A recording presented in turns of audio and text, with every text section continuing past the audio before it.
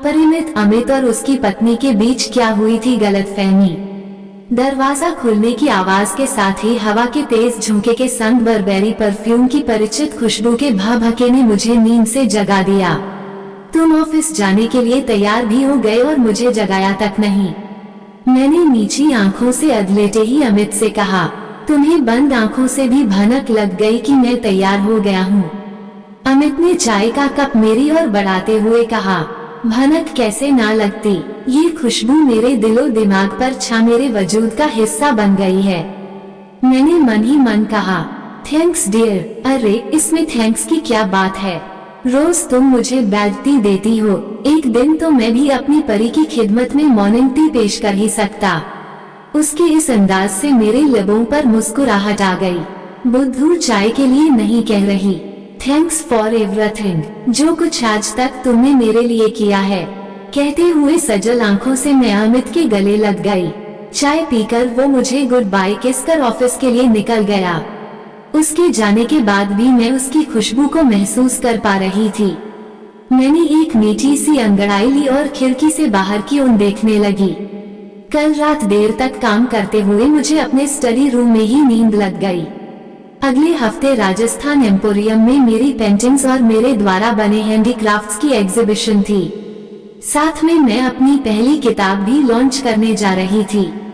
कल रात देर तक काम करते हुए मुझे अपने स्टडी रूम में ही नींद लग गई। अमित ने मेरे स्टडी रूम के तौर पर गार्डन फेसिंग रूम को चुना था। उसे पता है मुझे खिड़कियों से कितना लगाव है। ये खिड़कियां ही हैं जिनके द्वारा मैं अपनी दुनिया में सिमटी हुई भी बाहर की दुनिया से और मेरी प्रिय सखी प्रकृति से जुड़ी रहती हूँ।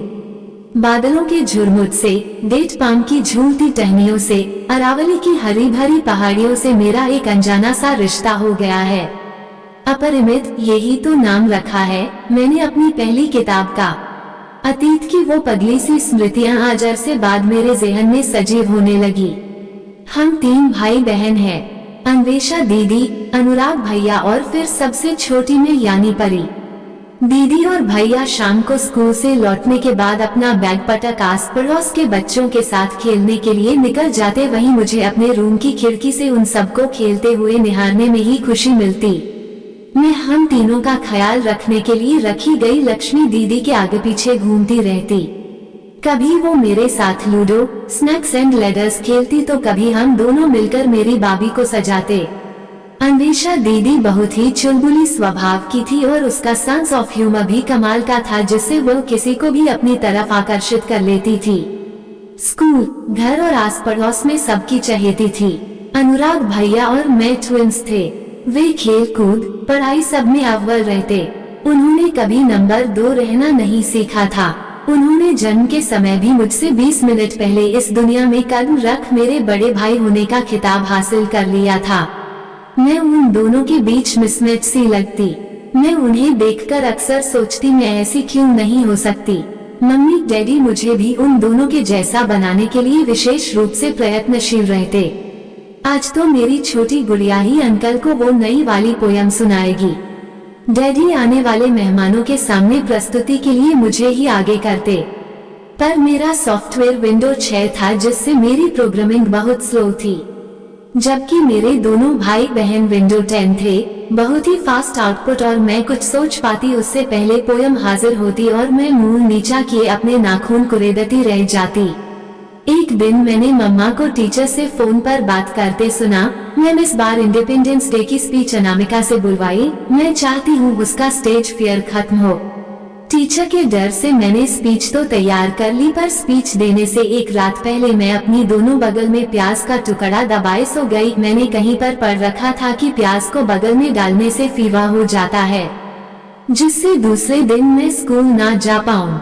पर मेरी युक्ति असफल रही और दूसरे दिन ना चाहते हुए भी मुझे स्कूल जाना पड़ा। जिस समय मैंने स्पीच बोल रही थी वातावरण में सर्दियों की गुलाबी धूप खिल रही थी। स्टेज पर चढ़ते ही मेरे हाथ पैर कांपने लगे थे, सर्दी की वजह से नहीं, भय और घबराहट के मारे। शाम को टीचर का फोन आया था, कह रही थी आपकी बेटी ने कमाल कर दिया। सुनकर मम्मा ने मुझे गले से लगा लिया। प्याज के असर से तो नहीं, पर स्टेज फियर से मुझे तेज फीवर जरूर हो गया था। मम्मा लेक्चरर थी। दोपहर को घर आकर थोड़ी देर आराम कर दूसरे दिन के लेक्चर की तैयारी में लग जाती। रात में अक्सर मैंने डैडी को मम्मा से कहते सुना था, अनामिका दिन ब दिन डम्बो होती जा रही है, जब देखो गुमसुम सी घर में घुसी रहती है। उन दोनों को देखो, घर स्कूल दोनों में नंबर 1। मैं उन लोगों से कहना चाहती थी मैं गुमसुम नहीं रहती हूँ, मैं अपने आप में बहुत खुश हूँ। बस मेरी दुनिया आप लोगों से थोड़ी अलग है। धीरे धीरे मुझ पर डम्बो का हैशटैग लगने लगा था। जाने अनजाने मेरी तुलना दीदी और भैया से हो ही जाती थी। पर डैडी भी हार मानने वालों में से नहीं थे। उन्होंने मुझे हॉस्टल भेजने का फैसला कर लिया। माउंट आबू के सोफिया बोर्डिंग स्कूल में मेरा एडमिशन करवा दिया गया। वहाँ मैं सबसे ज्यादा लक्ष्मी दीदी को मिस करती थी, पर अब मैंने छिपकर रोना भी सीख लिया था। अब वो लाल छत वाला हॉस्टल ही मेरा नया आशियाना बन गया था। मुझे एक बात की तसल्ली भी थी कि अब मैं गाहे बगाहे दीदी भैया से मेरी तुलना से तो बची। वहाँ रहते हुए मुझे 5 साल हो गए थे। मुझ में अंतर सिर्फ इतना आया था कि अब मेरा हैशटैग डम्बो से बदल कर घमंडी और नकचड़ी हो गया। जहाँ पहले मेरी अंगुलियां एकांत में किसी टेबल, किताब या अन्य किसी सतह पर टैप करती रहती थी, वो उंगलियां घंटों पियानो पर चलने लगी। आराधना सिस्टर ने ही मुझे पियानो बजाना सिखाया था। मुझे वो बहुत अच्छी लगती थी। जब कभी मैं अकेले में बैठी अपने विचारों में डूबी रहती तो वे एक किताब मेरे आगे कर देती। उन्होंने ही मुझ में विश्वास जगाया था, तुम जैसी हो अपने आप को स्वीकार करो। मुझे अपनी जिंदगी में कुछ करना था, पर उस कुछ की क्या और कैसे शुरुआत करूं और कैसे अपनी जिंदगी को बेहतर बनाऊं, ये पहेली सुलझ ही नहीं पाती थी। मेरे अंतर्मुखी स्वभाव के चलते मैं अपने द्वारा बुने कोकुन से बाहर आने की हिम्मत ही नहीं कर पा रही थी। यही नहीं, औरों के सामने स्वयं को अभिव्यक्त करना और अपनी बात रखना मेरे लिए लोहे के चने चबाने के बराबर था। इसी कश्मकश में मैं स्कूल पूरी कर कॉलेज में आ गई। आगे की पढ़ाई के लिए मुझे बाहर जाना था, पर मैं माउंट आबू छोड़कर नहीं जाना चाहती थी। सिस्टर की प्रेरणा से ही मैंने कॉरेस्पॉन्डेंस से ग्रेजुएशन कर लिया और स्कूल में ही लाइब्रेरियन की जॉब करने लगी थी। इसी दरमियान मेरी मुलाकात अमित से हो गई। हमारी स्कूल में कंस्ट्रक्शन का काम चल रहा था, वह सिविल इंजीनियर था। इसी सिलसिले में अक्सर उसका हॉस्टल आना होता था। उसने आज तक कसकर बंद किए मेरे दिल के झरोखों को खोलकर उसके एक कोने में अपने लिए कब जगह बना ली, मुझे पता ही नहीं चला। क्या आप मेरे साथ कॉफी शॉप चलेंगी? वीकेंड पर वह अक्सर मुझसे पूछता। उसकी आंखों में मासूम सा अनूने होता जिसे मैं ठुकरा नहीं पाती थी। हम दोनों एक दूसरे के साथ होते हुए भी अकेले ही होते, क्योंकि उस समय भी मैं खुद में ही सिमटी होती, बिल्कुल खामोश। कभी टेबल पर अंगुली से आड़ी टेढ़ी लकीरें खींचते हुए, तो कभी मेन्यू कार्ड में पढ़ने की असफल कोशिश करते हुए। तुम अमित से शादी कर लो, अच्छा लड़का है, तुम्हें हमेशा खुश रखेगा। एक शाम सिस्टर ने मेरे सिर पर हाथ फेरते हुए कहा। सारी रात मैं सो नहीं पाई थी। बाहर तेज हवाओं के साथ बारिश हो रही थी और एक तूफान सारी रात मेरे मन के भीतर भी घुमड़ता रहा था। मैंने सुबह होते ही अमित को व्हाट्सएप कर दिया, मैं धीमी मंथर गति से चलती सिमटी हुई सी नदी के समान हूँ और तुम अलमस्त बहते वो दरिया जिसका अनंत विस्तार है। हम दोनों बिल्कुल अलग है। तुम मेरे साथ खुश नहीं रह पाओगे। नदी की तो नियति ही दरिया में मिल जाना है और दरिया का धर्म है नदी को अपने में समाहित कर लेना। बस तुम्हारी हाँ की जरूरत है, बाकी सब मेरे ऊपर छोड़ दो। तुरंत अमित का मैसेज आया, जैसे वो मेरे मैसेज का ही इंतजार कर रहा था। मम्मा पापा को भी इस रिश्ते से कोई एतराज नहीं था। सादगी पूर्ण तरीके से हमारी शादी करवा दी गई। मई के महीने में गर्मी और क्रिकेट फीवर अपने शबाब पर थे। अमित सोफे पर औंधे लेटे हुए चेन्नई सुपर किंग्स और मुंबई इंडियंस की मैच का मजा ले रहे थे। इतने में मोबाइल बजने लगा। रंग में भंग पर जाने से अमित ने कुछ झुंझलाते हुए कुशन के नीचे दबा फोन निकाला, पर मैंने स्पष्ट रूप से महसूस किया कि स्क्रीन पर नजर पड़ते ही उसके चेहरे के भाव बदल गए और वह बात करने दूसरे रूम में चला गया। मुझे बड़ा आश्चर्य हुआ कि इतना जरूरी फोन किसका है कि वो धोनी की बैटिंग छोड़कर दूसरे बात करने चला गया, वो भी अकेले में। किसका फोन था? उसके आते ही मैंने उत्सुकता से पूछा।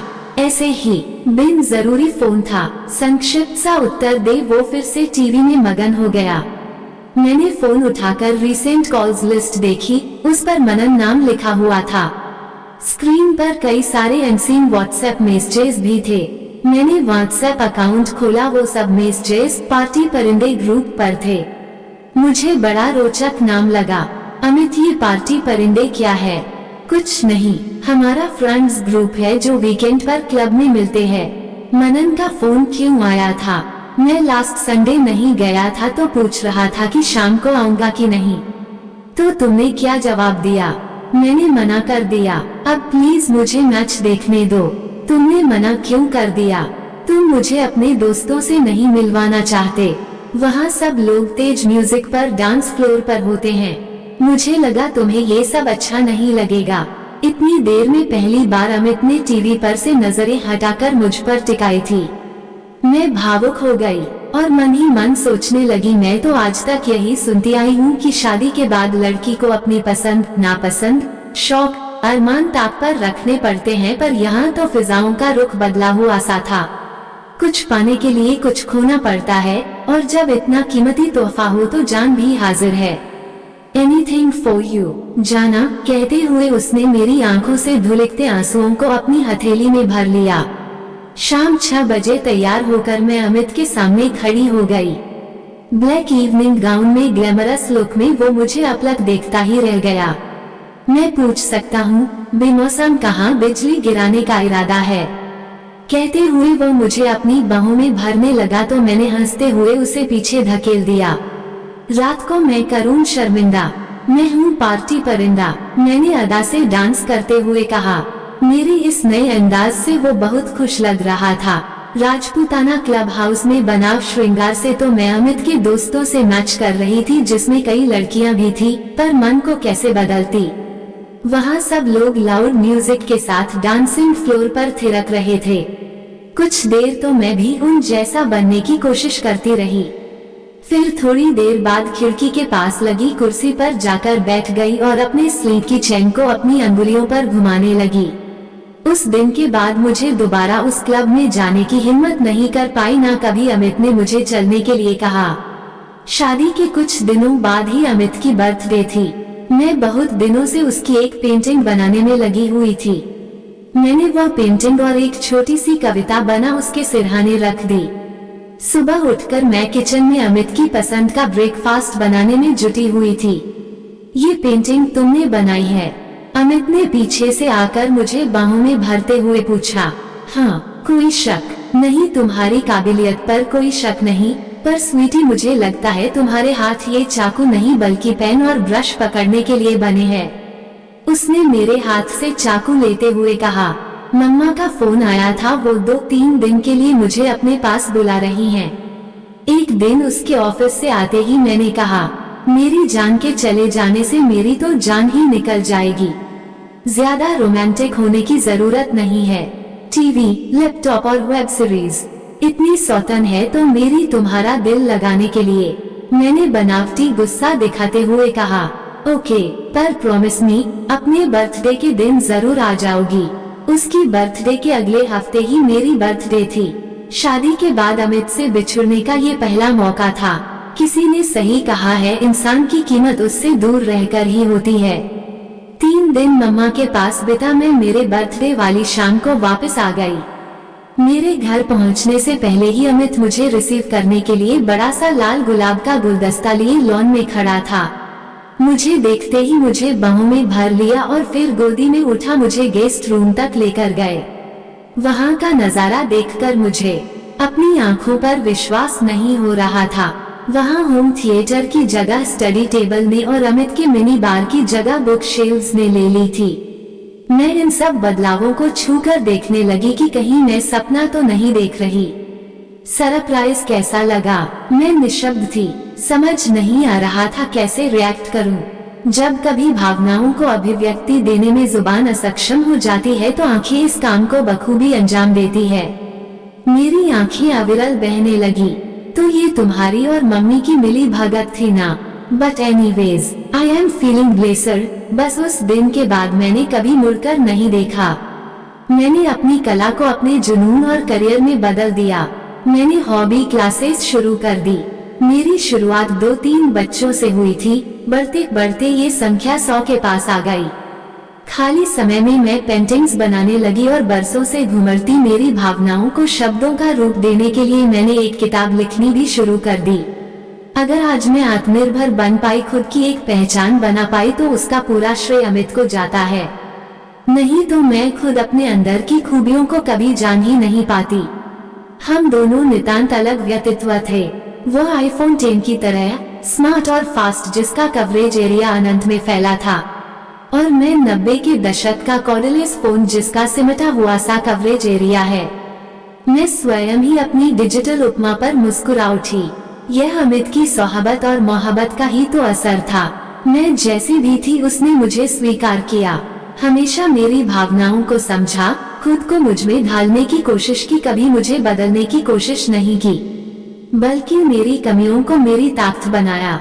हवा के तेज झोंके से, विंड चाइम की घंटियों की आवाज से मैं विचारों की दुनिया से बाहर लौट आई।